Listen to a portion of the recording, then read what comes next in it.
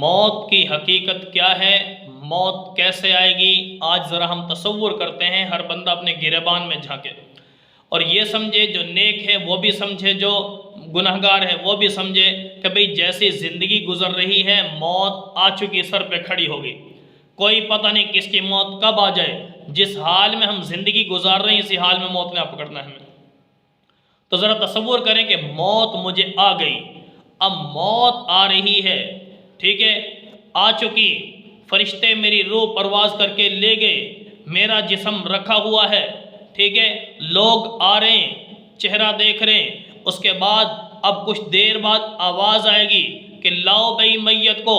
اب کوئی مولانا نہیں، کوئی چودھری نہیں، کوئی وڈیرا نہیں، کوئی وزیر اعظم نہیں، بس میت سب سے پہلے نام چھین لیا جائے گا۔ لاؤ بھئی میت کہاں ہے؟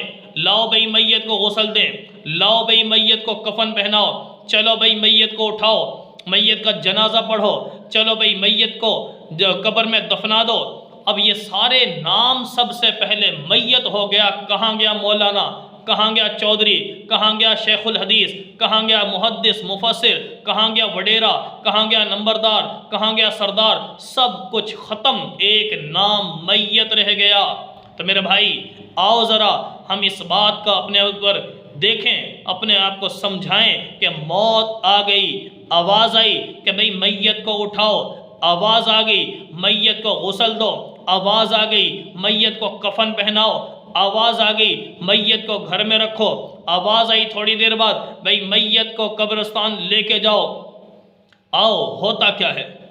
ہوتا کیا ہے؟ اب میت قبرستان پہنچ چکی ہے، ہر بندہ یہ تصور کرے کہ مجھے آواز دی جا رہی ہے۔ میں بار بار کہہ رہا ہوں، ایک ہم تصور کر رہے ہیں، تذکرہ کر رہے ہیں، اپنے آپ کو سمجھا رہے ہیں کہ موت آ چکی، سارے معاملات بندے کے ساتھ ہو رہے ہیں۔ آپ سمجھیں کہ میں یہ کام سارے برداشت کر سکتا ہوں؟ مجھے اٹھایا جائے، لے جایا جائے، جنازہ پڑھا جائے اور قبر میں اتارا جائے اور مٹی کے نیچے دفن کر دیا جائے، اور وہی افراد جو سب سے پہلے آپ کے قریبی تھے، وہ افراد جو آپ کا بیٹا بنتا ہے، بھائی بنتا ہے، ماموں بنتا ہے، آپ کا کزن بنتا ہے، سب سے پہلے کہا جائے گا میت کے وارث جو موجود ہیں وہ ذرا قریب آ جائیں، میت کی وراثت کے حوالے سے بھی وہی قریب آئے، لیکن سب سے پہلے آپ پر مٹی ڈالنے والے بھی آپ کے وارث ہوں گے۔ جن کو آپ اپنا سمجھتے رہے وہی افراد سب سے پہلے منو مٹی کے نیچے آپ کو دفن کریں گے، سب سے پہلے میت کو اتاریں گی، آپ کو اتاریں گے بھئی آپ کے قریبی، اور سب سے پہلے مٹی ڈالنے کو بھی وہی آگے ہوں گے میرے بھائی، اور آپ کو مٹی میں دفن کرتے ہی آپ کی جائیداد کے وارث بھی یہی بن جائیں گے۔ دوسرے لوگ پیچھے ہیں، مٹی بعد میں ڈالیں گے، وراثت آپ کی نہیں لیں گے، آپ کے معاملات چھوڑ دیں گے۔ لیکن میرے بھائی ذرا سمجھیے کہ دنیا کی یہ حیثیت ہے، یہ حقیقت ہے، کیا اس دنیا کے اندر جو میں کر رہا ہوں، جو میرا کردار ہے، جو میرا انداز ہے، جو میرا مزاج ہے، جو میرے معاملات ہیں، کیا میں اپنے رب کے پاس جانے کے لیے ہوں؟ ٹھیک ہے، قبر میں جا رہا ہوں، سامنا قبر کا مجھے کرنا پڑنا ہے، انہوں نے نہیں کرنا، میرے ساتھ جائیں گے اور جاتے ہی چھوڑ کر آ جائیں گے۔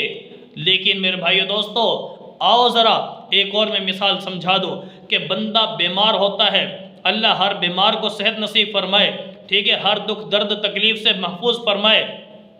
جب بندہ بیمار ہو جائے، کتنی بڑی بیماری میں مبتلا ہو جائے، تو لوگ بیماری میں اس کے پاس زیادہ جاتے ہیں، بیٹھتے ہیں، حال احوال پوچھنے کے لیے دور دراز سے ملکوں سے لوگ پہنچ جاتے ہیں کہ میرا فلاں عزیز بیمار ہے، بہت زیادہ بیمار ہے، جاؤ بھئی کچھ وقت اس کے پاس گزارو، کچھ ٹائم اس کو دو، حال احوال پوچھو۔ یہ سارے معاملات کرنے کو لوگ آتے ہیں، لیکن ساری بیماریاں، ٹینشنیں، مصیبتیں کم ہیں، لیکن موت سے بڑی مصیبت کوئی نہیں وارثوں کے لیے، بھائیوں کے لیے، بیٹوں کے لیے، بیوی کے لیے، دوسرے رشتہ داروں کے لیے موت سے بڑی ٹینشن اور بیماری پریشانی کوئی نہیں۔ لیکن جب بیمار ہو جاتا ہے، وقت گزارنے کے لیے پاس آ جاتے ہیں، لیکن جب موت جیسی بیماری آ جاتی ہے، سر پر کھڑی ہو جاتی ہے، تو ایک لمحہ بھی آپ کے پاس نہیں گزاریں گے قبر میں جا کے۔ بھائی جلدی سے جلدی اعلان کر دو، سارے معاملات کیے جا رہے ہیں، غسل، کفن، دفن، سارے معاملات کرنے کے بعد آپ کے پاس کوئی بھی نہیں رکے گا وہاں پہ۔ اور بھئی ایک دو دن تو بھئی میت ہے، ہمارا فلاں ہے، اس کے ساتھ یہ واقعہ پیش آ گیا، حادثہ پیش آ گیا، چلو بھئی 2-4 دن ہم اس کے پاس رہیں، 2-4 دن نہیں، 2 گھنٹے بھی نہیں دے گا کوئی، اور بھئی 10 منٹ بھی نہیں دیتے، سب مٹی ڈال کر آپ پر آ جائیں گے۔ میرے بھائی جن کے لیے تو کما رہا ہے، حلال حرام کی تمیز چھوڑ دی، معاملات چھوڑ دیے، آؤ میرے بھائیو دوستو، مجھے بتاؤ کیا اپنی قبر کو ان افراد کے لیے آپ ضائع کر رہے ہو؟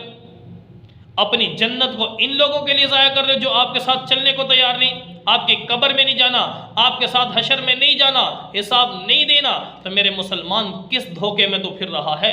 کوئی کسی کا نہیں، کوئی کسی کا نہیں ہے، سب نے جانا ہے۔ تو اس لیے میرے بھائیو دوستو، آؤ ذرا کوشش کریں، اپنی زندگی کو بدلیں، اپنے رب سے صلح کریں، اپنے محبوب کی غلامی اختیار کریں۔